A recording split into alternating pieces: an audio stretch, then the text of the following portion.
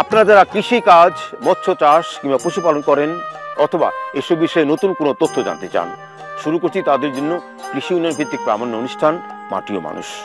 সেই দর্শক, আমাদের আজকের অনুষ্ঠানের বিষয় হচ্ছে বিএডিসির মাধ্যমে বীজ উৎপাদন, বীজ সংরক্ষণ ও বাজারজাতকরণ। এই পর্বে প্রথমে দেখুন গ্রো আউট টেস্ট।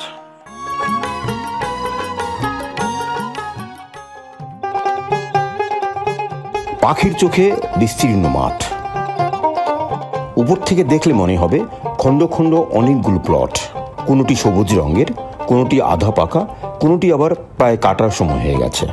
এমন দৃশ্যপট আপনারা দেখছেন ড্রোন ক্যামেরায়। এটি দিনাজপুরে বিএডিসির ধান বীজ ফসলের গ্রো আউট টেস্টের একটি মাঠ। গ্রো আউট টেস্ট হল বিএডিসির নিজস্ব বীজ উৎপাদন খামারে ফাউন্ডেশন সিডের মান নিয়ন্ত্রণ ও বিশুদ্ধতার একটি প্রাতিষ্ঠানিক পরীক্ষা কৌশল। বিএডিসির বীজ বিভাগের মাধ্যমে নিয়মিতভাবে এরকম গ্রো আউট টেস্ট করা হয়। হারভেস্টের সময় বিভিন্ন বীজ উৎপাদন খামারের কর্মকর্তাগণ সরেজমিনে জাতের অফ টাইপ বিশ্লেষণ করেন এবং ওপেন সেমিনারে বিভিন্ন জাতের পারফরমেন্স নিয়ে পর্যালোচনা করেন। আজ একটু পরে সেই সেমিনার অনুষ্ঠিত হবে। তার আগে চলুন জেনে নেই এই গ্রো আউট টেস্টের ধানের জাতসমূহ। এবারের গ্রো আউট টেস্টে 12টি জাতের 200টি নমুনার প্লট স্থাপন করা হয়েছে। এর মধ্যে রয়েছে বৃধান 16, বৃধান 28, বৃধান 29, বৃধান 50, বৃধান 63, বৃধান 74, বৃধান 81, বৃধান 88, বৃধান 89, বৃধান 92, বৃধান 100 ও বৃধান 25। আসলে বীজের গুণগত মান মাপার জন্য যে স্কেল, সেটা হচ্ছে ফিল্ড স্ট্যান্ডার্ড এবং সিড স্ট্যান্ডার্ড। আমরা যখন বীজ মাঠে করি, এখানে বীজাত আছে কিনা, অন্য জাতের মিশ্রণ আছে কিনা, কোনো রোগবালাই আছে কিনা, এইসব আমাদের ফিল্ডের অফিসাররা এবং আমাদের এক্সপার্টরা দেখে ঠিক করে। খামারে তারপরে যখন বীজটা অলরেডি আমরা হারভেস্ট করি এবং আমাদের প্রসেসিংয়ে রাখি, সেইখান থেকে আমরা বিভিন্ন লটে থাকে, লট থেকে স্যাম্পল নিয়ে র্যান্ডমলি সেটা আমরা বীজের এটা দুটো জিনিস। এটা আমাদের ইন্টারনাল কন্ট্রোল, আমাদের ইন্টারনাল কোয়ালিটি কন্ট্রোল একটা সিস্টেম, আর এসসি হচ্ছে তাদের নিজস্ব রেগুলেটরি বডি, যেহেতু তারাও আলাদাভাবে গুণগত মান সম্পন্ন কোয়ালিটিটা কন্ট্রোল করে। যখন আমাদের বীজ মাঠে যায়, আপনি দেখবেন দুইটা কার্ড, একটা আমাদের ইন্টারনাল গুণগত মানের একটা প্রত্যয়ন, আবার এসসির একটা প্রত্যয়ন। যেটা বলতেছিলাম আমি, যে আমাদের বীজ, যখন বীজ নিয়ে আমরা পরীক্ষা করি, বীজের আর্দ্রতা, বীজের জার্মিনেশন, বীজের অন্য ময়লা আবর্জনা আছে কিনা, এগুলো আমরা ওখানে পরীক্ষা করতে পারি। কিন্তু বীজের জাতগত মিশ্রণ আছে কিনা, 89 সাথে 92 জাত আছে কিনা, অথবা একটু অফ টাইপ আছে না, এটার জন্য আমাদের একটা পরীক্ষা আছে। সেটা ফিজিক্যালি বোঝা যায় কোন জাতে কোন না, সেটা ফিজিক্যালি সবসময় বোঝা যায় না। এই জন্য আমাদের 8টা পরীক্ষা আছে। সেটা আমরা মাঠে গ্রো করে আমরা দেখি যে এখানে কোনো অফ টাইপ বা বীজাত আছে কিনা। এই পরীক্ষাটাকে বলা হয় গ্রো আউট টেস্ট বা প্রি কন্ট্রোল বা পোস্ট কন্ট্রোল টেস্ট। আমরা ব্লক করেছেন, অনেকগুলো ব্লক করেছেন। এখানে প্রত্যেকটা প্লট এক একটা লটের, মানে এক একটা লট মানে 30 টন এক একটা লট, সেই লটের প্রতিনিধিত্ব এখানে রয়েছে। এটা কি বিভিন্ন খামারের, আমাদের কন্ট্রাক্টর জোনের বিভিন্ন প্রকল্পের বীজ এখানে রয়েছে। এবং এখানে আমাদের একটা টিম আছে, প্রত্যেকে কিন্তু মোটা জাতগুলো চিনে। আচ্ছা, তারা খুব গভীরভাবে অবজার্ভ করে যে এখানে অফ টাইপ আছে কিনা। এই অফ টাইপটা যখন দেখি, আমরা সেটা লিপিবদ্ধ করি এবং আমাদের একটা ওয়ার্কশপের মতো হয়, সেখানে আমরা আমাদের নিজেদের আত্মসমালোচনা করি।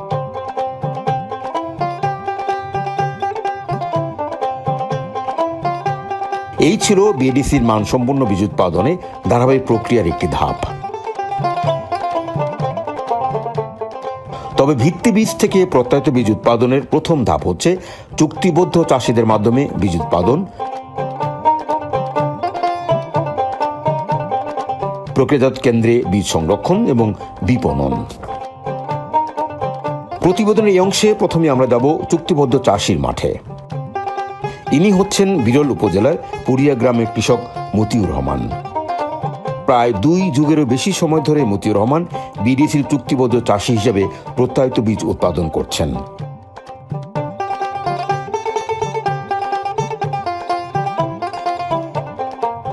বর্তমানে মতিউর রহমান 220 একরে বীজ ধান উৎপাদন করছেন।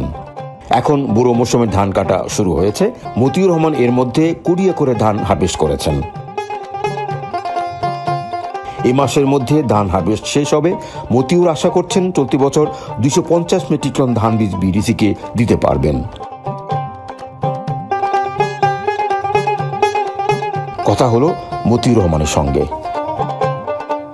আপনার নাম তো মতিউর রহমান। জি। আমরা অনেক আগে থেকে শুনছি যে আপনি অনেক বড় একটা ব্যবসায়ী, ধান উৎপাদন করেন। মতি ভাই, আমি এটাও জানি যে আপনি মাস্টার্স পাস করেছেন বেশ কয়েক বছর আগে। একটু বলেন তো আপনার কৃষিকাজে কেন আসলেন এবং কেন চুক্তিবদ্ধ চাষি নির্বাচন হলেন, কেন করছেন এগুলো?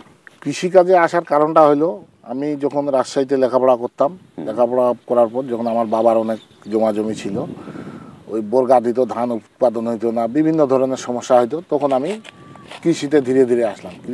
কৃষিতে আসার পর তখন আমি এই ভালো কোয়ালিটির ধান উৎপাদন করার জন্য আমি বিএডিসি শুনতেছি, বিএডিসি নাকি বীজ ক্রয় করে। এটা কোন সালের কথা? এটা 1998 সালের কথা। আচ্ছা।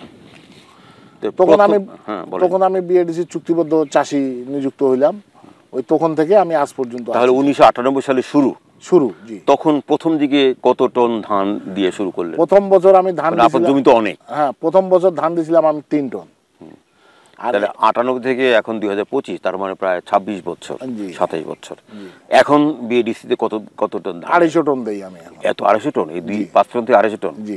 তো বিএডিসি এর কি ভূমিকা রাখে তাদের, মানে আপনার বিএডিসির ভূমিকাটা হচ্ছে যে তারা আমাদেরকে ভিত্তি বীজ দেয় এবং তারা টোটাল টেকনিক্যাল মানে পরামর্শের যে সাপোর্টটা, মানে বীজ দেওয়ার পর থেকে বীজতলা তৈরি করা, ধান রোপণ, রোপণ, কখন কীটনাশক দিতে হবে, তারা প্রতি সপ্তাহে একবার করে আমার টেকনিক্যাল মানে তারা পরামর্শটা আমাকে দিয়ে যায় যে এইভাবে কাজ করতে হবে, ইভেন ধান শুকানো পর্যন্ত। আচ্ছা। তাদের অফিসে না যাওয়া পর্যন্ত। আচ্ছা। তো অফিসে তার নিজেরা নেন না, আপনারা নিজে দিয়ে আসেন? আমরা দিয়ে আসি। অনেক সময় যদি গাড়ির সমস্যা থাকে ওনারাও নিয়ে যায়। এই বছর বড় তো ধান শুরু হয়েছে দেওয়া। জি। এই বছর কত টন দেবেন? এই বছর আমি মোটামুটি 250 টন দিব। 250 টন এবারও? জি। আপনি যে 250 টন ধান প্রতি বছর দিচ্ছেন, মনে করেন আপনার ধান 300 টন। জি। হ্যাঁ, তো ওইখানে ধান কি কিছু রিজেক্ট হয় না? হ্যাঁ, রিজেক্ট হয় কিছু। সেটা কি করেন? এটা আমার গরুর খামার আছে, যেটা পাহাতান বলি আমরা ধানের। এটা আমার মিল আছে, এখানে কুটে ওটা আপনার ওই গুঁড়া খুদি করে ওটা গরুর। রিজেক্ট হয় কেন, কারণটা কি? ওটা ওই যে ধানটা ম্যাচুরিটি হয় না আপনার, এটা তো বীজ মানে একটা জীবন। মতিউর রহমানের কথা এটা স্পষ্ট যে ভিত্তি বীজ থেকে প্রত্যেকটি ধান বীজ উৎপাদনে তিনি যথেষ্ট দক্ষতা অর্জন করেছেন। তবে বীজের মূল্য পরিশোধ এবং বিএডিসির বীজ বিক্রয় প্রক্রিয়া নিয়ে তিনি কিছু অভিজ্ঞতার কথা বলেছেন, যে অংশটি আমরা তুলে ধরব প্রতিবেদনের শেষ অংশে। তার আগে আমরা কথা বলবো বিএডিসির কন্ট্রাক্ট গ্রোয়ার্সের উপপরিচালক কৃষিবিদ মাজারুল ইসলামের সঙ্গে। চুক্তিবদ্ধ চাষিদের মাধ্যমে প্রথমত আসলে সার্ভে করি, একটি কমিটির মাধ্যমে সার্ভে করা হয়, মানে নির্বাচনের এলাকা করবেন। উপযোগী মাঠ এবং কৃষক আমরা নির্বাচিত করি। চাষিদের যখন নির্বাচন করেন, কোন ধরনের চাষি নির্বাচন করেন? মানে র্যান্ডামলি করেন নাকি যারা প্রগতিশীল চাষি বা বীজ উৎপাদনের অভিজ্ঞতা তাদের নিয়ে করেন? মূলত উপযোগী মাঠে উপযোগী কৃষক করি, যেসব কৃষকের ফসল অভিজ্ঞতা, ধান উৎপাদনের অভিজ্ঞতা আছে এবং সেখানে ভালো সেচ ব্যবস্থা আছে, তার আর্থিক সঙ্গতি ভালো আছে এবং যার যোগাযোগ ভালো, এই সব কিছু বিভিন্ন ক্রাইটেরিয়া মিলে চাষি এবং মাঠ আমরা নির্বাচন করি। তা এই চলতি বছর এই বড় মৌসুমের জন্য কতজন চাষি নির্বাচন করেছেন চুক্তিবদ্ধ চাষিদের, যার ধান বীজ উৎপাদন? 2024-25 বর্ষে আমরা এই মৌসুমে 264 জন আমরা চাষি নির্বাচন করেছি। কত টার্গেট, কত মেট্রিক টন? 2833 একরে 3400 মেট্রিক টন সংগ্রহ লক্ষ্যমাত্রা আমাদের। এবার কি লক্ষ্যমাত্রা অর্জিত হবে মনে করছেন? হ্যাঁ, এখন পর্যন্ত আমাদের যা ফলন অত্যন্ত ভালো, আবহাওয়া অত্যন্ত ভালো ছিল, ফলন ভালো হয়েছে এবং বীজ খেতে কোনো ধরনের রোগ বালাই নাই বিধায় আমরা আমাদের লক্ষ্যমাত্রার চেয়েও বেশি বীজ আমরা সংগ্রহ। এবার দেখব চুক্তিবদ্ধ চাষিদের মাধ্যমে উৎপাদিত বীজের সংরক্ষণ প্রক্রিয়া।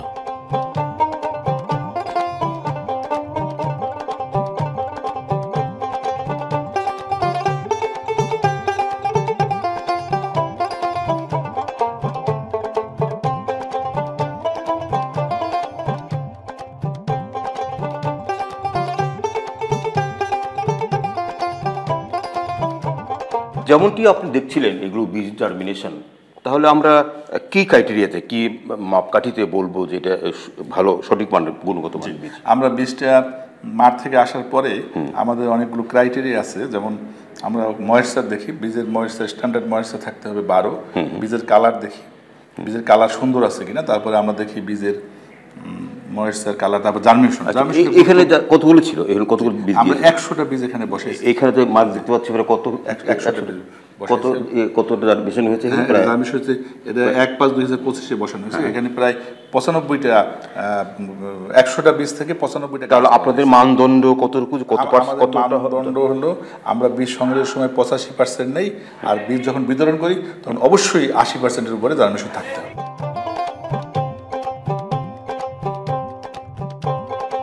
এবার বীজ বিপণন। বীজ বিপণন বা মার্কেটিং বিএডিসির একটি গুরুত্বপূর্ণ বিভাগ। বিভিন্ন মৌসুমে মৌসুম ভিত্তিক বীজ বিপণনে বিএডিসির রয়েছে একটি শক্তিশালী নেটওয়ার্ক, সংরক্ষণাগার, নিজস্ব পরিবহন ব্যবস্থা এবং বীজ ডিলার। আমি বিএডিসির বীজের ডিলার। আমি অনেকদিন থেকে বাঁচি, বছরে 2 থেকে 3 টন মতো আমি বীজ বিক্রি করি। আমি এখন মৌসুম শুরু হয়েছে, এখন বীজ আনছি, বীজ বিক্রি হচ্ছে। আর বীজের আগে কোয়ালিটি খারাপ ছিল, এখন বীজ খুব ভালো এবং কোনো মিশাল নাই। আগে মিশাল ছিল, এখন কোনো ভেজাল নাই, একক বীজ পাওয়া যায়। এবং আগে জার্মিনেশন কম হতো, এখন সেটা হয় না। এখন উন্নত এবং সুন্দর বীজ পাচ্ছি এবং কৃষকও খুব হাসি মুখে বীজটা কিনতেছে। এমনিভাবে বিডিসি সারা দেশে 111টি কন্ট্রাক্ট গ্রোয়ার্স জোনে 3,37,611 জন চুক্তিবদ্ধ চাষিদের মাধ্যমে বিভিন্ন ফসলের বীজ উৎপাদন করে কৃষক পর্যায়ে সরবরাহ করছে। এবার কত টন আপনারা সরবরাহ করবেন আমনের? আমনে এবার আমরা অত্র জন্য 1000 মেট্রিক টন ধান বীজ সরবরাহ করব। বোরোতে কেমন ছিল বা আউশে কেমন ছিল? বোরোতে 1600 মেট্রিক টন ধান বীজ বিক্রি হয়েছে। তাহলে সব মিলে আলোতে প্রায় 3500 মেট্রিক টন। সব মিলিয়ে কত টন আপনার? সব মিলিয়ে এক বছরে আমার এই জন্য প্রায় 6 থেকে 6500 মেট্রিক টন বীজ বিক্রি হয়। কতজন ডিলারের কাছ থেকে আপনারা ই করেন? আমার এই জন্য 890 জন ডিলার, বীজ ডিলার আছে। এই ছিল বিএডিসির বীজ উৎপাদন নিয়ে ধারাবাহিক পদ্ধতি। প্রতিবেদনের শেষ ভাগে আমরা এখন শুনবো চুক্তিবদ্ধ চাষি বিরলের সেই মতিউর রহমানের কথা। এই যে আপনারা যখন ধান বিএডিসিকে পাঠান, এখানে আপনারা এই মূল্যটা কিভাবে পান? মূল্যটা নিয়ে একটু থাকে। এখানে মূল্যটা সাররা যখন আমরা ধান পাঠালাম, তারা সারা বাংলাদেশ থেকে একটা মূল্য নিয়ে তারা একটা মূল্য নির্ধারণ করে, মানে ঢাকা আমাদের কমিটি আছে। সেটা কি আপনার চেয়ে আপনাদের প্রচলিত মূল্য ভালো মূল্য? সেটা অনেক সময় ভালো দেয়, অনেক সময় আবার প্রচলিত সময় একটু হয়, মূল্য নিয়ে একটু আমাদের বিএডিসির সঙ্গে। এখানে কি কোনো চ্যালেঞ্জ থাকে? হ্যাঁ, এইখানে একটু চ্যালেঞ্জ থাকে, মানে চ্যালেঞ্জ থাকে মূল্যটা যদি সঠিকভাবে না দেয়। এই যে আমি বীজটা হাড় ভাঙা পরিশ্রম করে উৎপাদন করে দিচ্ছি, তাহলে পরবর্তী বছর আপনার পরবর্তী আমি উৎসাহ হারিয়ে ফেলাবো। এবং এই মূল্যটা নিয়ে এবং মূল্যটাও আমাদের অনেক সময় দেরিতে পেমেন্ট করে। এইখানে সারাটা দেরিতে পেমেন্ট করেন, কতদিন পরে পান পেমেন্টটা? আমরা মনে করেন ধান দেওয়ার, মনে করেন যে ধান দিতে মনে করেন যে এই যে বড় ধান আসছে দেওয়া শুরু করছি, মনে করেন এই পেমেন্ট পাবো মনে করেন জুলাইতে পাবো, কিছু অগাস্টে পাবো, এতদিন পরে অগাস্টে কিছু পাবো, সেপ্টেম্বরে। আমার এখানে একটা আপনার কোনো কথা আছে? হ্যাঁ, অবশ্যই কথা আছে যে আমরা বীজ উৎপাদন করে দেশে এত বড় অবদান রাখতেছি। বিএডিসি একটি সরকারি প্রতিষ্ঠান। আমাদের পেমেন্টটা যেমন আপনি পাশেই দেখেন যে খাদ্য অধিদপ্তর যে ধান কিনে, সকালে কৃষকরা ধান দিল, বৈকালে কিন্তু সে টাকাটা পায় গেল সঙ্গে সঙ্গে। আচ্ছা আচ্ছা। আমি এখানে, তাহলে আপনি তাদেরকে দেন না কেন? তাদের ওখানে মূল্যটা কম, এটা তো খাদ্য, আর আমি তো উৎপাদন করি বীজ। আমার কথা হচ্ছে যে এখানে আমাদের পেমেন্টটা, আমি যারা নীতি নির্ধারক আছে স্যারদের কাছে আমি একটা অনুরোধ করব, যারা নীতি নির্ধারক কৃষির, যে আমি যখন ধানটা দিলাম, বীজ হিসাবে ধানটা দিলাম, তারা কিন্তু ধানটা জার্মিনেশন দেখে 21 দিনে ধানটা জার্মিনেশন হবে কিনা, না হলে কিন্তু ধানটা আমাকে ফেরত দিবে। তো যেহেতু এটা খাদ্য হবে, বীজ না হলে তো খাদ্য হবে, খাদ্য হিসাবে আমাকে পেমেন্টটা দিয়ে দেবো, আর বেশি এটা আমাকে পরে দিয়ে দেবো জার্মিনেশন হওয়ার পরে। হ্যাঁ, মানে 21 দিন। মানে আপনি চাচ্ছেন যে পেমেন্টটা দুই ভাগে হোক? দুই ভাগে হোক, মানে এখন প্রথম হোক খাদ্য হিসাবে হোক, খাদ্য হিসাবে, আর পরে বীজ হিসাবে, তাহলে আমরা চাষিরা একটু পাইতাম। আর এখানে অনেক সময় আরেকটা যেটা সমস্যা, যে কৃষি সম্প্রসারণ যে আছে একটা বাংলাদেশের বড় ডিপার্টমেন্ট, যেখানে আমার অনেক সময় স্যারেরা বলে যে বীজ অবিকৃত থেকে যায়। এটা কেন থাকবে? আমার প্রশ্ন হচ্ছে এটা কেন থাকবে? যে কৃষি সম্প্রসারণ, এটা কাদের বীজ অবিকৃত থাকে? মানে বিএডিসির অনেক সময় বীজ অবিকৃত থাকে। এটা কারা বলে? এটা বিএডিসি অনেক সময় থাকে বলে। আচ্ছা, তা আমার কথা হচ্ছে বিএডিসি তে কতটুকু বীজ করে সারা বাংলাদেশে? সারা বাংলাদেশে কৃষি সম্প্রসারণ যে আছে, ইনারা যদি একটু বিএডিসি কে সহযোগিতা করে, তাহলে তো আমাদের বিএডিসির বীজ বিক্রি থাকবে না। আর বিএডিসির বীজ আমার এখন কিন্তু বিএডিসির বীজের ট্যাগ লাগানো থাকে, আমি বীজটা দিচ্ছি, আমার রেজিস্ট্রেশন নাম্বার থাকবে, আবার স্ক্যানিং করে বলতে পারবে আমার বিএডিসির বীজ যদি খারাপ হয় আপনি যদি বীজটা নেন স্ক্যানিং করে তো আপনি আইনগত ব্যবস্থা আপনার নাম কি দেওয়া থাকবে? ওখানে আমার রেজিস্ট্রেশন নাম্বার দেওয়া থাকে। মতিউর রহমান নাম দেওয়া? আমার একটা রেজিস্ট্রেশন নাম্বার আছে, যেমন 3238। এটা আপনার নাম্বার? এটা আমার নাম্বার। এটা অফিস বলতে পারবে যে কোন লোডের বীজ। যদি বীজ খারাপ হয় আইনগত ব্যবস্থা নেবে। পাশাপাশি যেমন আমাদের যারা বীজ উৎপাদনে আমরা চুক্তিবদ্ধ চাষি আছি, যে সার আমাদের দোকান থেকে কিনে নিতে হয়। আচ্ছা, বিএডিসি সার। আমার কথা হচ্ছে আমি চুক্তিবদ্ধ চাষি, একটা ওয়ান স্টপ সার্ভিস দিতে হয়। আমি কেন, আমাকে তো বিএডিসির মাধ্যমে সারটা দিতে পারে, সেটা আমি পে করলাম, যেমন ভিত্তি বীজ দিল সেটা পে করলাম। আপনাকে অনেক ধন্যবাদ। মতিউর রহমানের কথার সূত্র ধরে আমরা কথা বলেছিলাম বিডিসির চেয়ারম্যান জনাব রুহুল আমিন খানের সঙ্গে। যে বিএডিসি কন্ট্রাক্ট গ্রোয়ার্সে যারা বীজ উৎপাদন করে তারা বীজ সরবরাহ করার পরে বেশ দীর্ঘদিন ধরে বীজের পয়সা পায় না।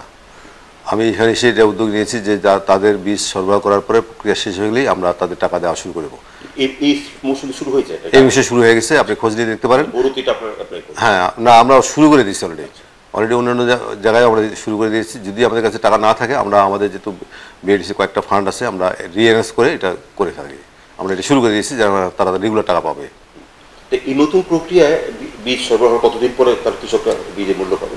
এটা আসলে বীজটা যখন সরবরাহ করবে আমাদের যখন বিল দাখিল করবে এবং মোটামুটি আমরা বুঝতে পারবো যে আমাদের বীজটা সঠিক আছে, তখন আমরা দেওয়া শুরু করি। এটা খুব বেশি সময় লাগে না, আমার মনে হয় 1 থেকে 1.5 মাসের মধ্যে হয়ে যায়। মতিউর রহমান সাহেব আরেকটি কথা বলছিলেন, সে বেশ বড় কৃষক, সে বলছিল যে আমাদের বিএডিসি থেকে ফাউন্ডেশন সিড নেই বীজ উৎপাদন করার জন্য, সাথে যদি বিএডিসি যদি সারটাও সাথে দেয় ওয়ান স্টপ সার্ভিসের মতো, তাহলে তারা অনুপকৃত হবে। এই বিষয়ে বিএডিসির নতুন ভাবনা আছে কিনা?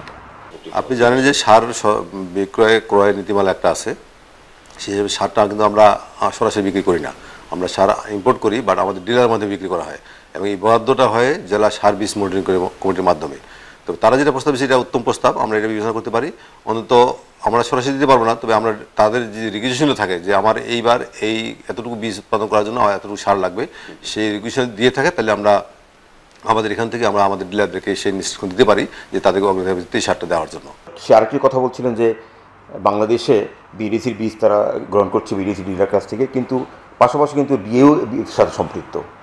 তো ডিএ কি আরও স্ট্রেনথেনিং করা যায় কিনা এই বীজ সরবরাহের ক্ষেত্রে? এখনও কিন্তু কৃষি সম্প্রসারণ অধিদপ্তর সরাসরি সম্পৃক্ত আছে। আমরা বীজটা উৎপাদন করার পরে এই বীজটা যথাযথভাবে সংরক্ষণ করি, তারপরে যখন বিক্রি করি সেটা আমাদের ডিলারের মধ্যে বিক্রি করা হয়। এখন ফিল্ড লেভেলে তারা যে প্রশিক্ষণটা দেয় বা তাদের যে অফিসার আছে, তাদের কিন্তু ইউনিয়ন পর্যায়ে অফিসার আছে, তারা যদি আরও একটু সম্পৃক্ত হয় তাহলে আরও হয়তো আমাদের এই বীজটা বিক্রয়ের ক্ষেত্রে বা প্রচারের ক্ষেত্রে আরও ভালো হবে এবং উৎপাদনের ক্ষেত্রে ভালো হবে। এখনও কিন্তু কৃষক অনেক সময় বিএডিসি বীজ পায় না বা নেয় না, এরকম অবস্থাপন থাকে, বেশি করে কিছু বীজ নিয়ে থাকে। তো আমাদের যে জবাবদিহিটা আছে, বিএডিসির বীজ যদি খারাপ হয় তাহলে আমাদের জবাবদিহি থাকে, কিন্তু সাধারণ যারা বেসরকারি বীজ তাদের কোনো জবাবদিহি নেই, তারা বিক্রি দিয়ে চলে যায়, তারপর তাদের কোনো খবর নেই, কিন্তু আমাদের তো এটা থাকে। তো সেই জন্য আমিও মনে করি যে ওই মতিউর রহমানের সাথে একমত যে অন্তত কৃষি সম্প্রসারণ অধিদপ্তর যদি আরেকটু তারা সম্পৃক্ত হয়, তারা অনেকটা সম্পৃক্ত আছে বা আরও যদি সিরিয়াস হয় তাহলে হয়তো আমাদের জন্য এটা ভালো হবে। মানে চেয়ারম্যান, এই মুহূর্তে চুক্তিবদ্ধ চাষি বিষয়ক অনুষ্ঠানটি বাংলাদেশের সমস্ত চুক্তিবদ্ধ চাষিটা দেখছে মাটির মানুষের মাধ্যমে। বিডিসির চুক্তিবদ্ধ চাষি বা বীজ উৎপাদন নিয়ে বিডিসির নতুন ভাবনা কি? আমি চুক্তিবদ্ধ চাষিদের অনুরোধ করব যে আপনারা বিএডিসির উপর আস্থা রাখুন। বিএডিসি এবং কৃষি মন্ত্রণালয়ে চুক্তিবদ্ধ চাষি শুধু নয়, সমস্ত কৃষক যারা আছে, কৃষিজীবী যারা আছে, তাদের নিয়ে কাজ করে, মানে তাদেরকে আমরা মূল চালিকা শক্তি মনে করি। বীজ উৎপাদনের ক্ষেত্রে তাদের আমাদের প্রয়োজন আছে। আমার যখন বীজ বিক্রি করি সেই বীজটা এই কৃষকরাই ব্যবহার করে, তারাই উৎপাদনের কাজে ব্যবহার করে। সুতরাং কৃষকরাই আমাদের মূল চালিকা শক্তি। সুতরাং কৃষকদের জন্য আমরা সব কাজ করে যাচ্ছি। তাদেরকে আমি বলবো যে পূর্ণাঙ্গ আস্থা তারা বিএডিসি রাখবে, বিএডিসি তাদের পাশে আছে, আর তারাও যেন বিএডিসির পাশে থাকে।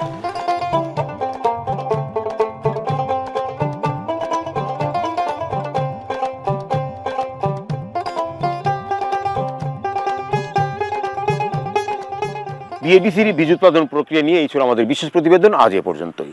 আমাদের আগামী অনুষ্ঠানগুলো দেখবার আমন্ত্রণ জানিয়ে শেষ করছি আমাদের আজকের মাটির মানুষ। সকলকে ধন্যবাদ।